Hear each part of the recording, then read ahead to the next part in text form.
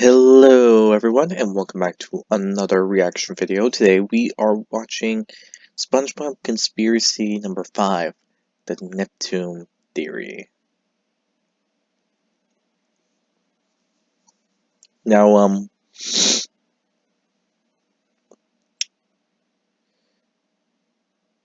before we begin, I want you to all know that if you have any suggestions for a reaction video, be sure to leave it down in the comments down below. Also, if you enjoyed this video from beginning to end, be sure to hit the like button down below. Also, to support the channel and all other content provided by said channel, be sure to hit the subscribe button to show your support and all that other good stuff. Furthermore, be sure to hit the notification button to be notified immediately when a new video comes out, because other videos are coming up, and you don't want to miss it. They're gonna be coming up soon, and they're going to be very interesting.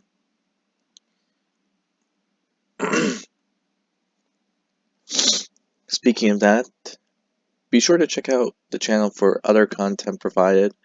Other than that, I hope you all enjoy, and let us begin. So, the continuity with King Neptune is a bit of a mess. There are two different King Neptunes. There's a King Poseidon. There's three different royal palaces. Two of them are called the City of Atlantis, but there's also a third unrelated City of Atlantis. It's confusing to say the least. But there is actually a way to explain how all of this is intentional and connects together. This is a story of power, deception, and betrayal. This is the Neptune Theory. The Neptune Theory.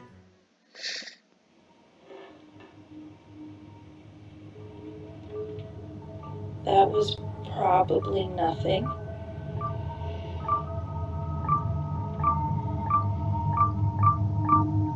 There's no tension, the pacing is slow, it fundamentally fails as a film. Alex, go back to making SpongeBob theory videos. No one wants to see your awful horror films. I've been your host, the one and only cynical critic, and remember to stay cynical.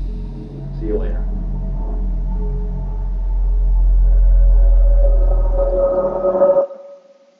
And we're back! What's up? I'm your host Alex, the SpongeBob guy, back with another SpongeBob conspiracy. I've said it before, but the overwhelming support for these videos is insane, so I'd be stupid not to make more. I mean, everyone loves them, right? Hello fellow truth seekers, it's Conspiracy Carl here. Welcome back to The Awakening. I have been awakened myself to the immense lies of this person right here. This liar, Alex Bale. Well, almost everyone. So I showed a bit of this conspiracy guy's reaction in my last video, and apparently he didn't like that, so now he's claiming that I'm part of some giant Illuminati conspiracy. Somebody looks like they're a puppet for the Illuminati.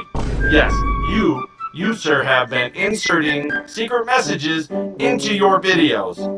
Evil lurks there, people. It's honestly really funny, you should check them out. Anyways, let's get into the theory. Is what I would say if I wasn't sponsored! Hey Alex, how do I make a cool YouTube film video like you? Well, it's easy. You just gotta learn to edit, record dialogue, write a script, use camera and lights, learn Photoshop and VFX. Oh!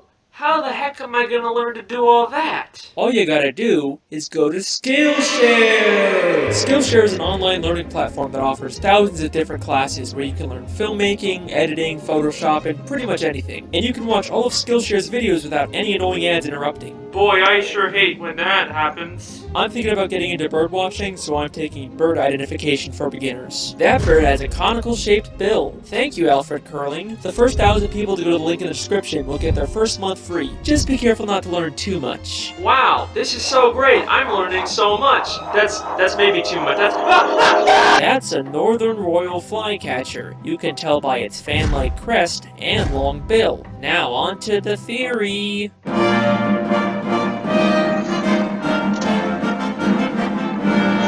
King Neptune is the ruler of the seven seas and the Roman god of the ocean. If you watch my evolution theory, you know there's also a good chance he's the reason why fish in Bikini Bottom are so evolved and able to talk. He lives in the city of Atlantis with his wife Queen Amphitrite and his son Triton. But in the first SpongeBob movie, he's replaced by a completely different King Neptune who has a completely different daughter named Mindy. These guys don't look or sound at all the same, so how can they both exist in this universe? Well, there's already an interesting theory out there about this. It's widely believed that the SpongeBob movie takes place in the future after the events of the show. So widely believed that I got hundreds of comments about it in my Mrs. Puff theory. Yep, I know guys, I heard what you said. The creator of SpongeBob, Steven Hillenburg, said he wanted to end the series with the movie. And it being canonically at the end of the SpongeBob timeline would explain why we never see the Krusty Krab 2, or any of the other characters from the movie in the later SpongeBob episodes. And some people believe that the reason why movie Neptune is so different is because he's actually Neptune's son, Triton, all grown up. And that's a pretty cool theory, but Nope. I don't buy it. Other than Triton looking nothing like movie Neptune, I've never actually believed that the SpongeBob movie takes place in the future. Despite there being many people who commented about it on my Mrs. Puff theory as if it was a proven fact, there's never actually been any official confirmation of it. Steven Hillenburg only said that he wanted to stop making SpongeBob after the movie. He never said anything about where the movie actually takes place in the timeline of the show. And we do actually briefly see Neptune's daughter Mindy show up later in the show in SpongeBob's Big Birthday Blowout. There's no way she'd be there unless the show took place after the events of the movie. I think what's actually going on here with Neptune is something much more interesting, and it ties directly in with the television theory. If you haven't seen that video, it basically proves that the entire show, SpongeBob SquarePants, is actually a nature documentary being filmed by scuba divers, and many of the elements we see throughout the series are secretly set up by the showrunners to make sure that the show is more entertaining and profitable. And this applies to the SpongeBob movie as well. There's promotional art and even a commercial that acknowledges the fact that it's just a movie being filmed. SpongeBob, what kind of jellyfish is that? Hey guys, it's Carlos from the Zone. Tell us about your latest adventure. Well, this one adventure we had was a real Lulu. You mean when we went after Neptune's crown? It seemed bigger than our usual adventures. Yes, and with fewer interruptions. Well, thanks guys. We'll see you in the movie. Movie?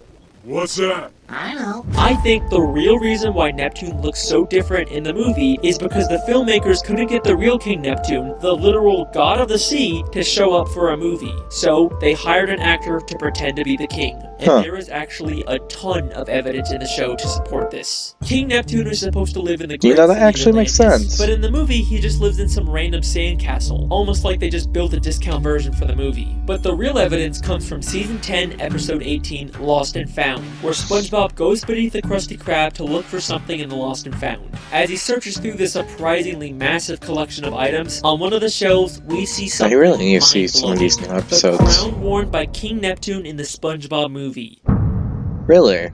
The entire plot of the movie hinges on the fact that Neptune thinks Mr. Krabs stole his crown. Why would Mr. Krabs have this now? Because this isn't just the Krusty Krabs Lost and Found. It's also where they store the props used by the SpongeBob SquarePants filmmakers to create the SpongeBob movie. If you remember from my television theory, Mr. Krabs is secretly working for the showrunners to spy on all the main characters. And his secret surveillance room I is hidden remember beneath that. the Krusty Krab, just like this Lost and Found. I would actually believe it. So it. makes perfect sense for the showrunners to hide their props down here. And if you still don't believe me, we also see SpongeBob's guitar, the Goofy Goober peanut hats, and the magical bag of wind. All items from the movie that would make no sense being down here unless this was the showrunner's prop storage, and the movie King Neptune was just an actor. Well, that's one Neptune down. Now for the real mystery, King Poseidon.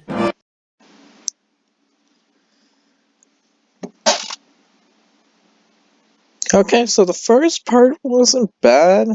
It actually makes a lot of sense. I honestly kind of figured something like that was happening. Or they just did remodeling, or...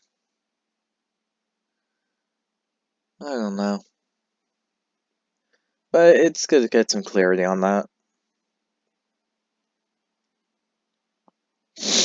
Now, King Poseidon. That's that one SpongeBob movie that came out recently, right? The one where SpongeBob met Squidward, Patrick, Sandy at a camp?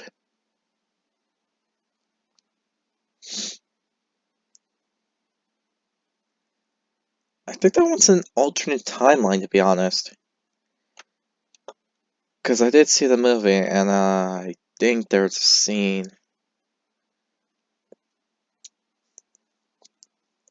No, I remember a scene of Sandy talking to someone about doing what she needed to do. I don't remember.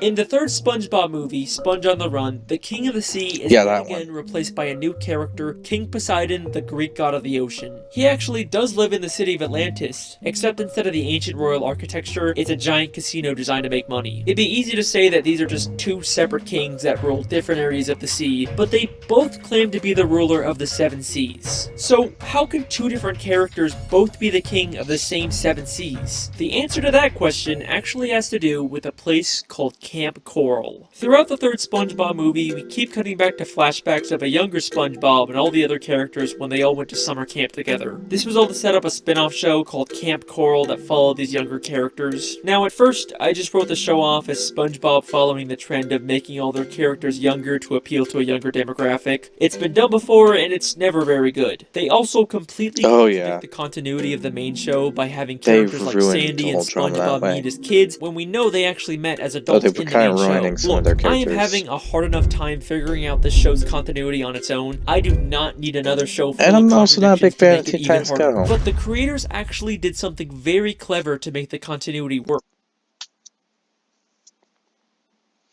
She was paused a bit ago, but yeah, not a big fan of the whole younger audience moving something blah blah blah design kind of thing. No, not really a big fan of it. It's terrible and it's awful because I prefer the original. I've seen the original from beginning to end for those types of series, and to see a children's version to match a younger audience, well, might appear appealing at first, just to see what's up. I was sadly disappointed as it kept going on within time.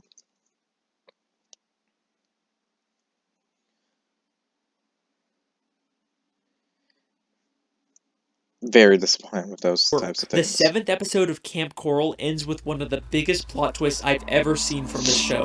So in this episode, SpongeBob actually discovers the Krabby Patty secret formula way before it was supposed to be created by Mr. Krabs. But at the end of the episode, it gets accidentally destroyed by Sandy, and then we get this mind-blowing scene. This is Little Cheeks calling Big Cheeks. Come in, Big Cheeks. Over. Affirmative, Little Cheeks. Oh! Big Cheeks, receiving you from the future. How are things going in the past? Your plan worked perfect.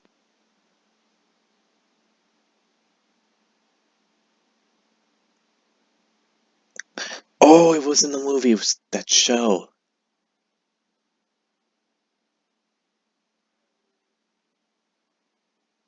I guess that makes sense. I get the two mixed up because the animation's literally the same. Perfectly. The formula burned out before Mr. Plankton could nab it. Now it can be safely rediscovered in the future. I knew sending you to Camp Coral was the right thing to do. Over and out.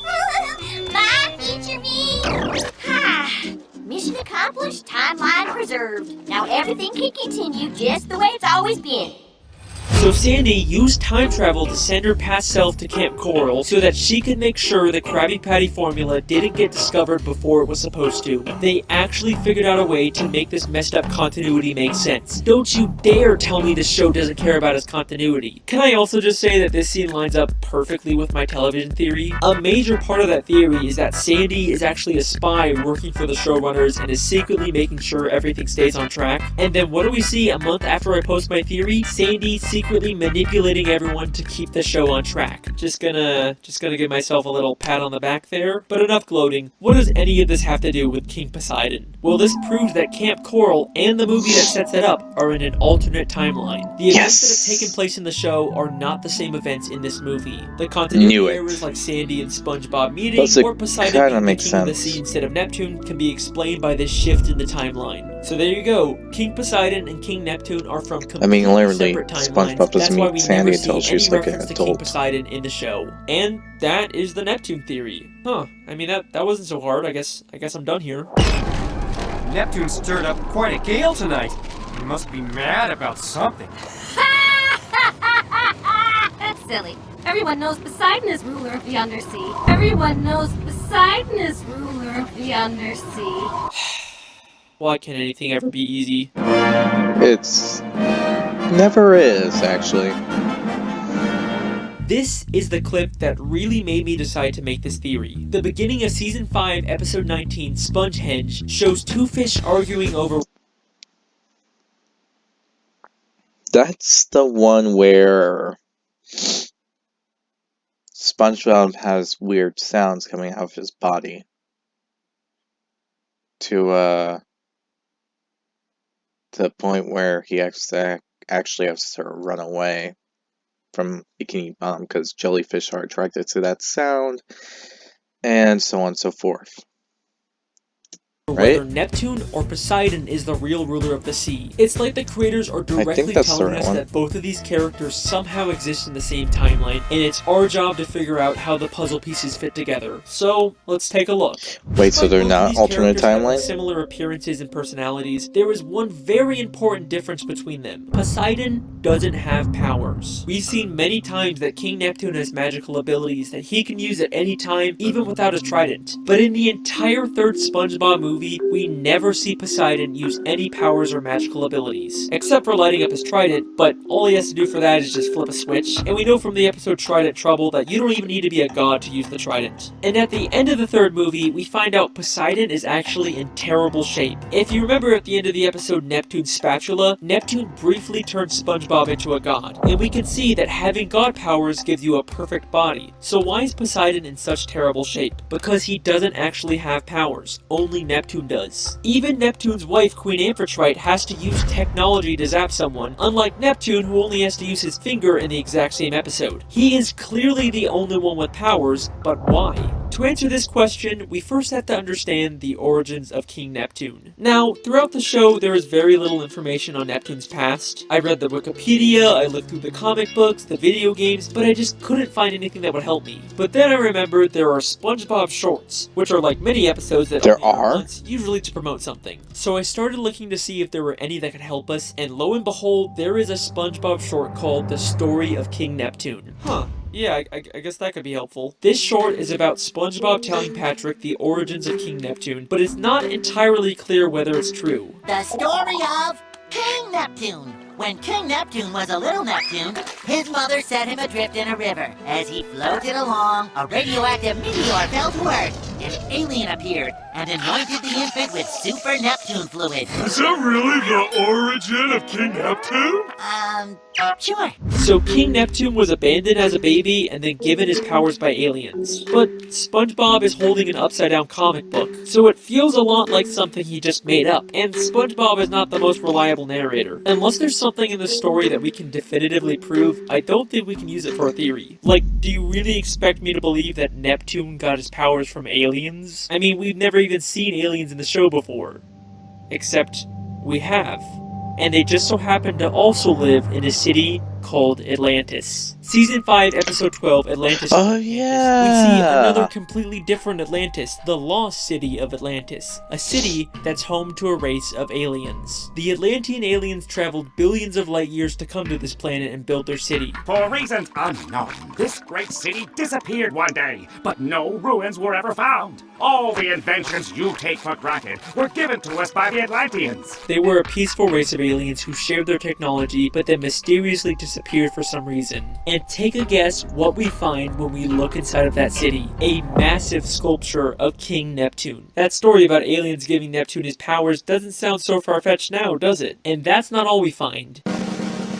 Neptune's Ascension. The only surviving painting from the great lost city of Atlantis. A painting created by the Atlanteans called Neptune's Ascension, aka Neptune ascending to his god status by being given powers by the Atlantean aliens. The story is definitely referencing this. There are too many connections for this to be a coincidence. So even though it's being told by Spongebob, and details like the alien's appearance are wrong, the story itself is probably based on truth. And there's also a lot of evidence to support the idea that Neptune was abandoned as a baby. In Clash of Triton, Neptune is watching a soap opera in his bedroom and gets upset when his wife turns it off. Oh, Neptune, surely this isn't the behavior befitting a king, doing nothing but watching daytime television. Wait! Rochelle was just about to meet her biological parents. In the soap opera, Rochelle was just about to meet her biological parents. Maybe the real reason why Neptune's so invested in the soap opera is because he's never met his biological parents either. There's even tissues on the table next to him as if he's been crying. And the idea that Neptune was abandoned as a baby works perfectly with the mythology in the show. Neptune is the Roman god of the sea, but he is the only reference to Roman mythology in the show. Everything else we see is from Greek mythology. In the episode Trident Trouble, we see a Greek chorus. Behold, we are the Greek chorus. We narrate this epic tale. Neptune once mentioned Zeus, the Greek god of thunder. So I say, look, Zeus, either you come up with more money, or Neptune walks. He also mentions Apollo, the Greek god of the sun. Now behold, my beloved home of Atlantis, a prize worthy of Apollo. Even in the city of Atlantis where Neptune lives, there's a building named the Poseidon, clearly named after Poseidon. So Neptune is clearly the outsider here, which is why he was abandoned as a baby. But if the sea is actually ruled by Greek mythology, then Poseidon should be the true heir to the throne. Why is Neptune the king in the show? Because after Neptune was given his god powers by aliens, he returned to Atlantis and stole the throne from Poseidon. This would explain why there's so much confusion over who the real king is. Neptune stirred up quite a gale tonight. Everyone knows Poseidon is ruler of the undersea. Legally, Poseidon should be the king, but Neptune took it by force. And that's not all he took from Poseidon. Neptune's wife, Queen Amphitrite, is the goddess of the sea. The Greek goddess of the sea, aka the wife of Poseidon. God damn, Neptune stole his wife and his throne. That And eventually, everyone did recognize Neptune as the rightful king. The pink fish who seemed adamant about Poseidon being the king completely changes her mind one season later in Clash of Triton. Oh, wait a minute, King Neptune is coming here? Oh, I'm a huge fan of the royal family. I just love everything they do. And that is the real story of King Neptune. The reason why Poseidon is king in the third movie is probably because in that timeline, Neptune was never given his god powers, so he never stole the throne from Poseidon. Although, seeing as how Poseidon turned Atlantis into a big casino cash grab city, maybe it's a good thing Neptune took over. The lost city of Atlantic City. And that is the Neptune theory. That was a tough one, but we are finally done. See you next time, guys. Are we really? Wait, why is Poseidon City called the Lost City of Atlantic City? The lost city of Atlantic City. I mean, the Atlantic City Park makes sense. That's a reference to the real-life Atlantic City, but why is it called the Lost City? There is nothing lost about the city. It seems like everyone's easily able to find it. The only other reference to a lost city of Atlantis is the one with the aliens that gave Neptune his powers. Nope, I don't care. I'm done with this theory. I don't need to answer every single little question. I am 100% done. Oh. Fine, okay? One more quick part just to tie up all the loose ends, and then I am done. Alright, here we go. So we know before the Atlantean aliens mysteriously disappeared, they shared their technology with the creatures of the sea. I think the self-proclaimed gods of the sea got their technology, like tridents and their other weapons, from the Atlantean aliens. In fact, the Atlantean guards even use golden tridents as their weapons. That's why the gods named their city Atlantis, to pay tribute to the Atlanteans that gave them their technology. But all of that changed when Poseidon became king of the sea. He betrayed the Atlanteans and used their own weapons against them to conquer their home and turn it into a casino city. That's why Poseidon City is called the Lost City, even though it's not lost. It's referencing the Atlantean city that was conquered by Poseidon. And the reason why the Atlanteans gave god powers to some random abandoned baby in the main timeline was so that Neptune could take the throne from Poseidon and prevent him from conquering the alien city. And the reason why the Atlantean city mysteriously disappeared was because they hid it so no one could ever try and conquer them again. And that is the Neptune theory. I am done. Okay, that's another one done. Thank you so much for watching. I've been your host, Alex. We've got more on the way. I'll see you next time. Hey, listen, that theory was awesome. You know, I don't know how you keep coming up with these, but I mean, they're great.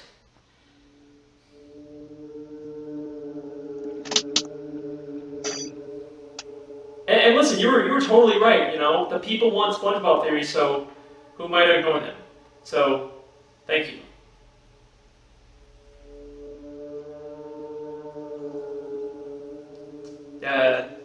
Hello? Got the meat for you. Alright, listen. If we're gonna work on this, then we need to work on our communication skills, because this creepy quiet act, it's getting old.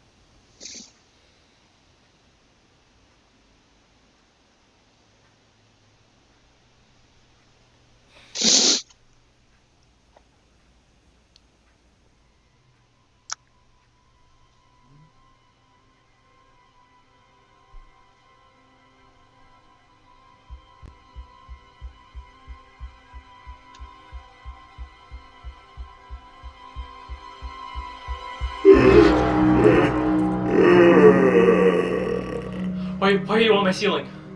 My boy, you have done well. But if we are to continue our work, I will require something more.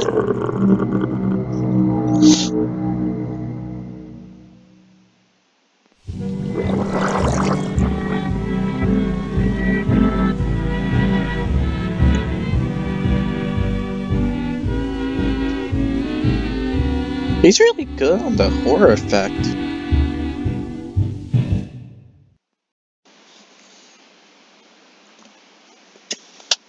I honestly don't see why people don't like his horror stuff. If what the beginning part means what it said. I mean, I think he got it pretty well done in spades. So yeah, I can't really say his horror thing's bad. I mean, that got me off guard. But yeah, this is actually an interesting theory. It also pretty well cuts itself out. The evolution theory is a bit shaky. The more you try to figure that part out. But all the other theories so far actually connect with each other, and I think it's really well.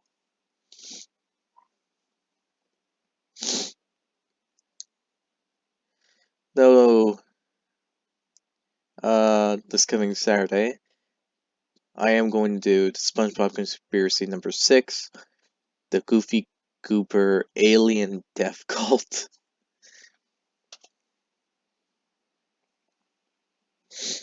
Yeah, that's literally the title.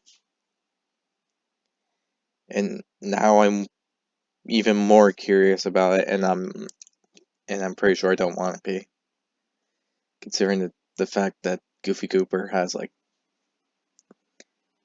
blank black eyes with white dots. Yeah, something I'm getting a little worried about.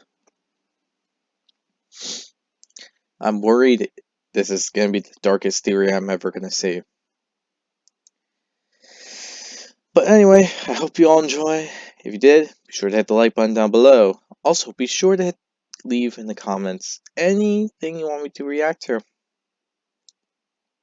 Though I do have to ask, music, video-like stuff isn't something I would recommend for.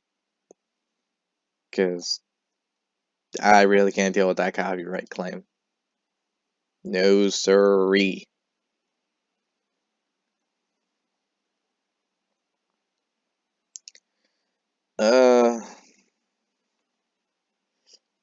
Yeah.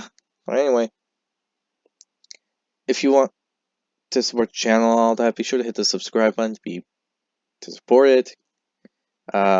Prove it. Like it. All that. Also, be sure to check out the channel itself to see all other content. I am soon, when I get to conspiracy number 7, I'm going to make a playlist of all of these videos so you can see them all without interruption.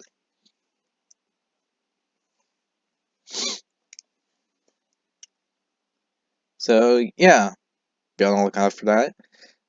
Also hit the notification button because soon, theory number 6, well, conspiracy number 6 is coming out soon, and I highly doubt any of you want to miss that. So with that said, I hope you all enjoy, and I'll see you all next time. Bye!